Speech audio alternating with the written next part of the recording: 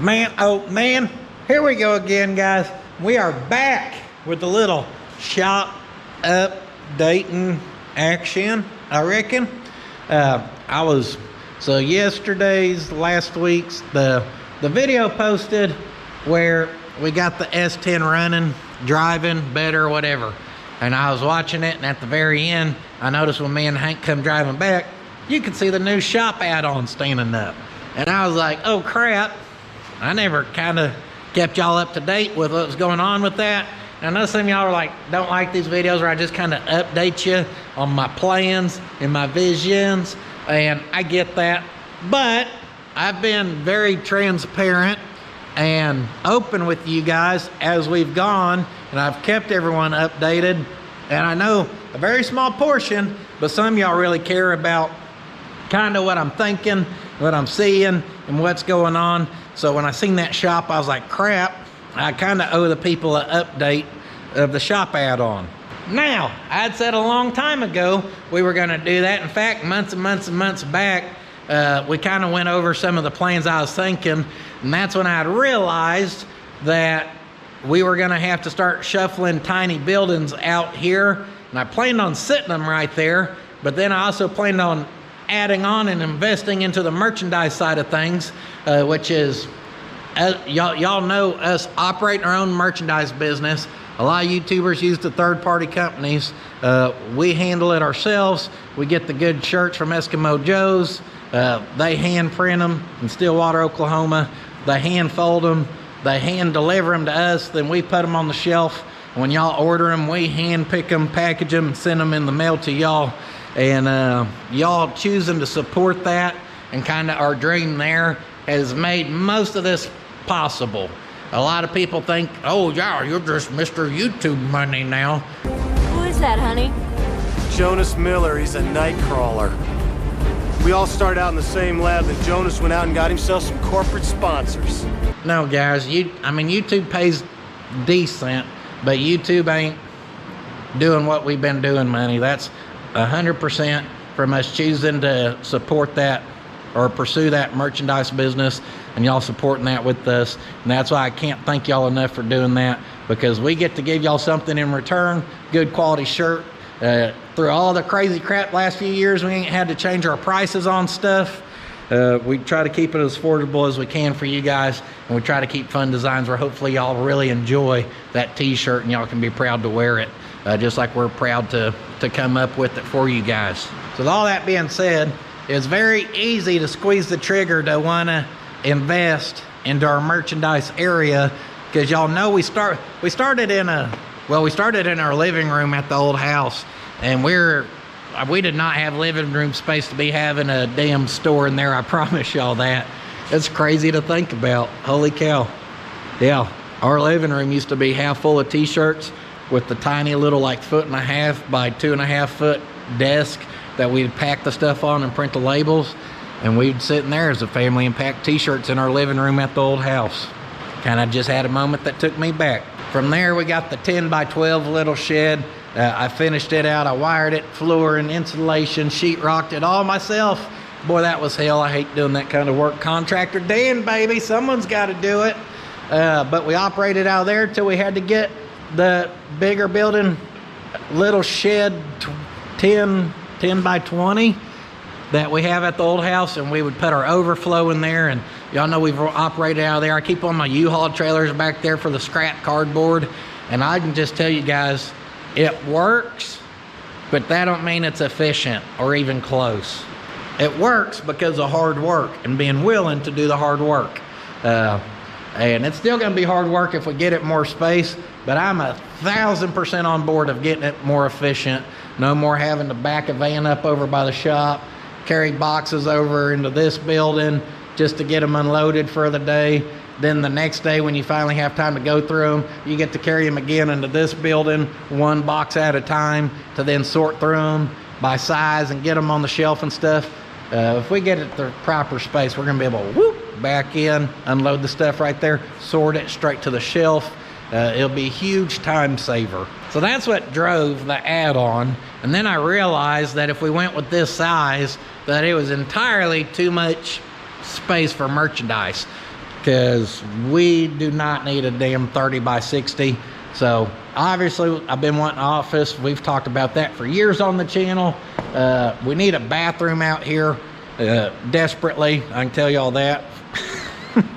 I need it more than you know. I don't know how many feet that is, but it feels like 2 miles when you're in bad shape, if you know what I mean. And the other good thing of the shop add-on being kind of the size it is as you pull up, guys, it kind of hides everything back here. And now in between, I've been parking the cars and stuff, and it just, I don't know, it's kind of cool. It's like I got a little hidey hole back here. It's like, you know, when you're a kid and you get to make your fort out of cardboard boxes and it's in your room, but you feel like no one can find you or no one can see you, and you're just kind of hidden in your own little zone. Maybe you're playing Army. Guys, I feel like I get to play Army every day, if that makes sense. That didn't make any sense. I had a vision for this place, and part of that vision, later after acquiring this, become that shop add-on for the few different reasons. And then I also realized that it would be large enough we could have some parking, which we need, because like some of these vehicles, guys, I just don't want them sitting outside. The Datsun, I don't want it sitting outside in the rain and the hail, stuff like that. It's nice enough inside that I don't really drive it a lot, so I don't want it just sitting outside getting rats or, you know, whatever else. So we need some parking, because this is supposed to be a workshop, not a damn parking garage. I'm gonna start charging each one of them $30 a day. I don't even want to pay that bill myself. So we need some parking as well. And I just realized we could kill about 17 birds with one stone by adding on. And I don't think I actually, here, enjoy the little bit of footage we got of the actual add-on.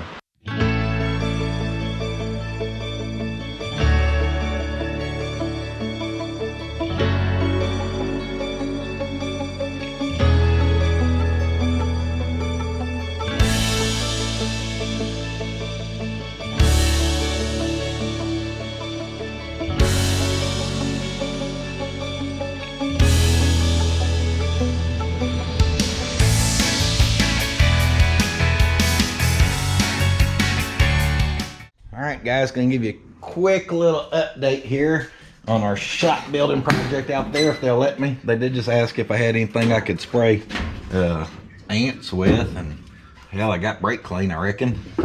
These guys are rolling into their 3rd day here, and look how much framing they did in 2 days, guys. I ain't gonna get in their way too much, but holy crap.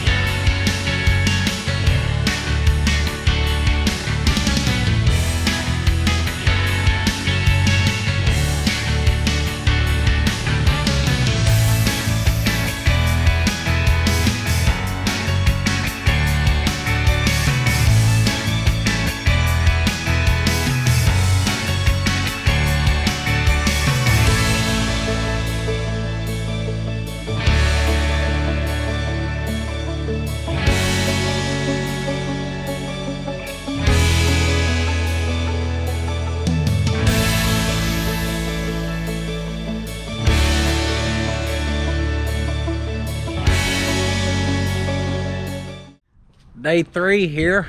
The guys have wrapped for the day. I've been running around like a madman, but I got home and seen they got some windows in the building. We're going to entry door back here, as you can tell, and a window. And my whole thought process is, good thing they locked it to keep me out.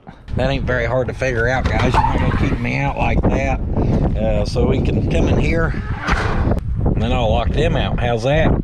We're not gonna have any walk-through door here as far as a normal entry door, but we are gonna have a roll-up garage door. But I plan on keeping the roll-up garage door closed because this ain't for working. This is more the separate side of business of things. My thought process is, down the road, let's say we remove the merchandise from here at some point, 5 years down the road, we grow big enough, we do that, or we just decide to move it off of our property because we don't want it here or something. I don't know, guys. but then we can open up that door and immediately the fab shop expands. So that's why I'm adding on like this, because if we did a separate building and then we moved it from here or whatever, then you got a separate building that's not connected. It would end up probably not being used as often, because stuff being connected is what I like, so that's what we're going with. So this entry door is here, so if I'm working on that side, I should be able to pop through right here. Bathroom door is gonna roughly be in here-ish to the bathroom, and that ain't too bad. I can tell you, going from there through there is gonna beat the hell out of doing this all the way to my house when I'm pinching one, you know what I mean? Got a window there for going in and out. I just feel safer being able to see out of there for some reason. I half wish there was a window over there or a window on the door. That way you know what you're getting into before you walk outside. Who knows, I may be ripping through here doing a burnout as someone goes to walk through there and then boom, I, just plowing plumb over or something. But we got a window here, got a window here, window, and oh man, I just realized I just now realized the front little office area is going to have 2 windows. Good thing I planned all this. I just wanted it to have 2 on the front to look symmetrical because I think it'll look nice. Then I wanted 2 on the end because I think it's going to look nice. But I did want windows, so that's good. We got 1 window up top. Yeah, he had to cut into that truss and beef her on up, but that looks good. And it looks like they went ahead and got some trim on our doors. Starting to flash in our windows. Installed our front door. I went with the same one that I put in there just because I kind of liked it with the grid. We'll end up painting it black eventually. I just wanted to be able to see through the door as well. It don't look as good on there as I thought it was going to. But I'll be honest, these pre-hung doors are fairly cheap, fairly affordable. We're going to go with this, and for whatever reason, eventually if I hate it, just swapping out a door ain't a real big deal. But we ain't even close to worrying about that. So it looks like they just were rocking and rolling, guys. Not bad for 3 days of work, I'd say. Yeah, I think they're gonna be back tomorrow, possibly, because it may be raining tomorrow. So we'll see how all that goes. But I'm gonna keep trying to record them as I can.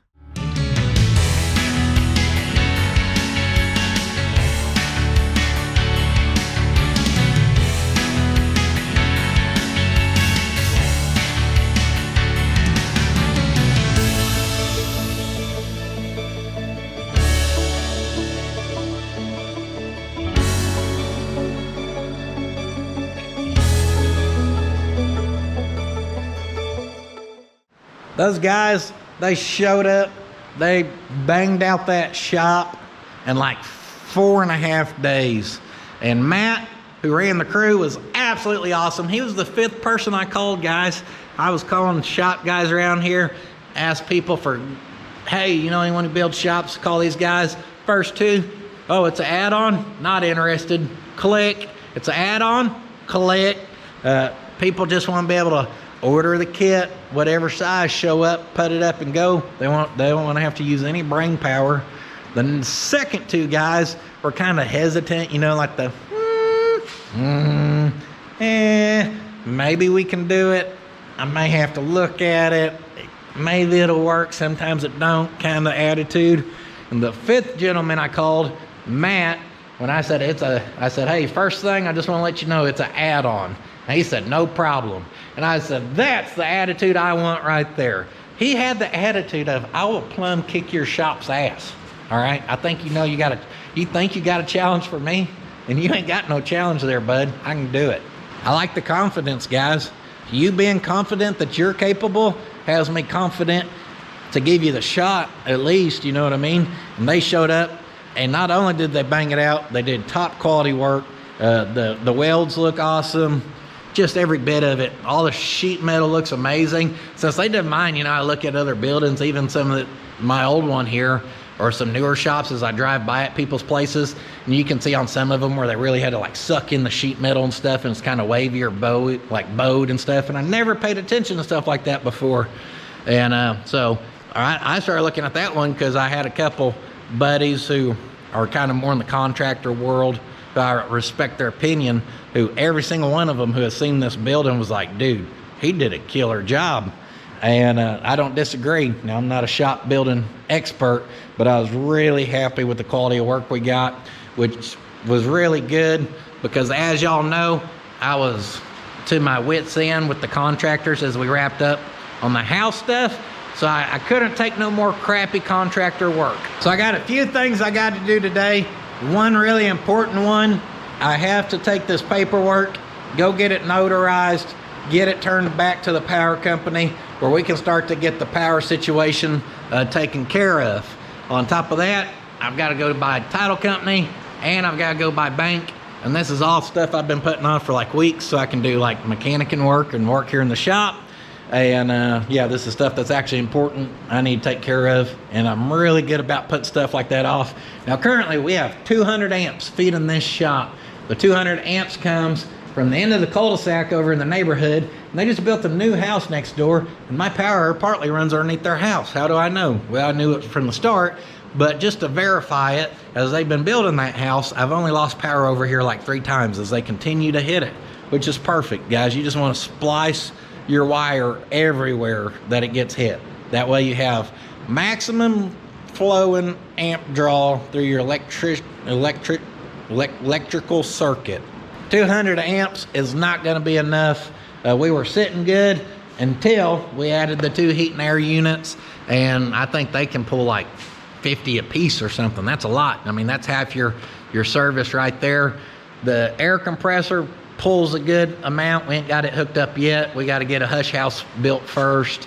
These lights, if you start adding in like trying to use the lift and the plasma or welder or whatever, I think we're about gonna have this sucker maxed out. So we got to get a 320 amp service ran to the new shop. Then we're gonna feed the old shop from the new shop. We'll bring 200 amps down here. That'll leave about $1.20 down there to operate it. Speaking of new shop, let's go there real quick and I'll kind of show you some of the little electrical and gas plumbing situation.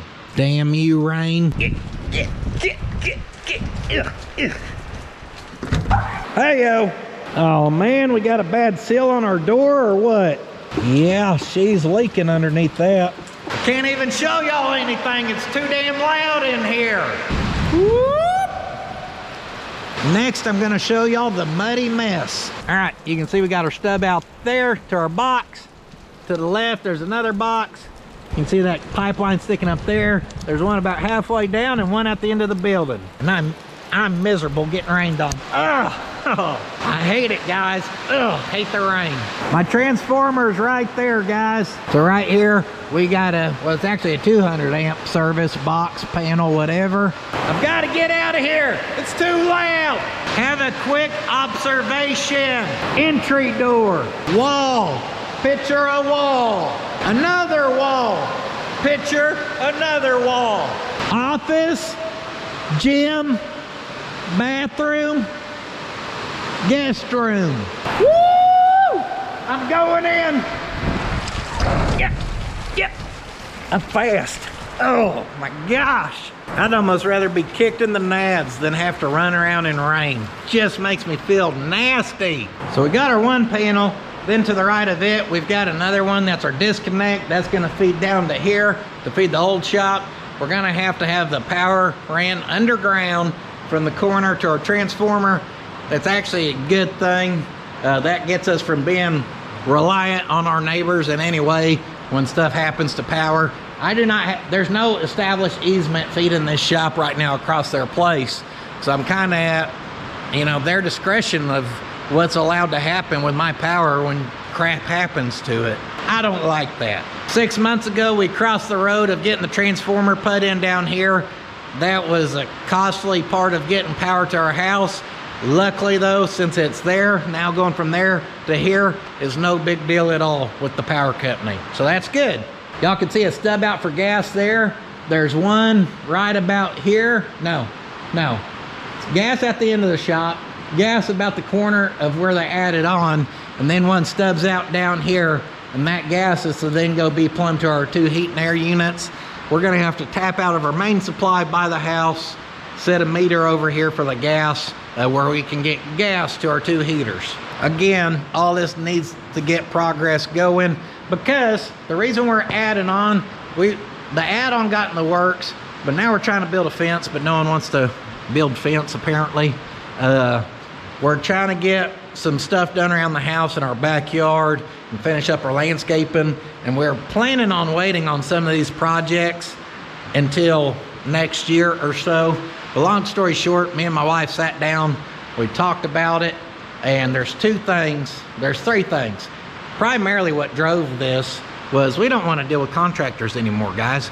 We want to get this place exactly how we want it, and we want to put a stamp of approval, the DUN done stamp on it, and hopefully never have people coming out here to work again. We're just really maxed out on that, and we don't want to open up that can of worms next year again. We're like, let's just get this crap over with. So we want to get this place complete, but also it's like, if you wait another year or so, guess what? Crap's just getting more expensive. Everyone keeps thinking it's going to go back, it's going to come down. I doubt anything's going to really go backwards, guys. Maybe a little here or there, but if we wait to do any of this a year or two, do I think it's going to cost more? Yes. Why do I say that? Literally everything, I'm like, I'll wait till the right one comes up. I'm not paying that much for this or this much for that. I wait. A year later, the prices went up on all that kind of crap. 2 years later, it's gone up, and I'm like, I should have bought that crap 2 years ago. Primarily, I'm talking about a forklift. I've passed on forklifts when they're like pretty good little ones for like 2,500 bucks. And this was just like, it seems like 2 or 3 years ago. And I'm like, yeah, I'll find one I like a little better, this or that. Now it's like the damn things are like 7,500. Hey, I'm talking down here. So stuff like our gas line, our power, we need to get that done because they're breaking ground over by our house yet again to get that ran over here, which means if we had went ahead and try to finish up landscaping and stuff, we would just be tearing up that sod and that dirt and all that kind of crap again. And it's backtracking. And that's the other reason why, is anytime you backtrack, you're gonna cost yourself more money. Ain't no way around it. And so we were talking about waiting a year or two, then backtracking some, and what's it gonna cost? And we're like, let's just get this crap done, get it complete, and hopefully, we're just DUN. And the only project that's allowed to happen in the future after we wrap up our backyard, finally figure out all of our dirt crap, and get the shop added on, I want to cut the place in half with a fence, put some cows on the back, but I'm not worried about that. That can be a future project because it's over there. It ain't around all of this. That's just staying a mess. So over there, we're going to have the 8-foot door that rolls up. It's going to stay shut. I think I said on the one little update we weren't going to do an entry door, and then the other day I was standing right in here. They asked if I had something they could borrow.